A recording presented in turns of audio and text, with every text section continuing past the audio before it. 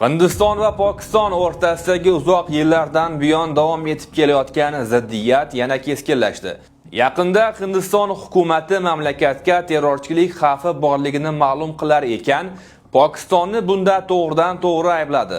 Hindiston rasmiylariga ko'ra, so'nggi paytlarda faollashgan terrorchilar guruhlari Pokiston tomonidan moddiy va harbiy jihatdan qo'llab-quvvatlanayotgani, shu jumladan ular yaxshi tayyorgarlikdan o'tkazilgan holda Hindiston hududiga yuborilayotgani aytildi. Mazkur ayblovlarga javoban Pokiston mudofaa vaziri javob qaytardi.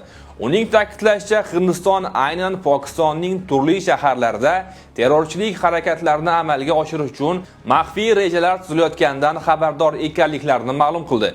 Bu ikki davlat o'rtasidagi munosabatlar yanada qizg'in tus olishiga sabab bo'ldi. Bu holat mintaqadagi suv resurslari uchun jiddiy xavf tug'dirishi mumkin. Hind daryosining oqimi Pokiston qishloq xo'jaligi va ichimlik suv ta'minotida katta ahamiyatga ega.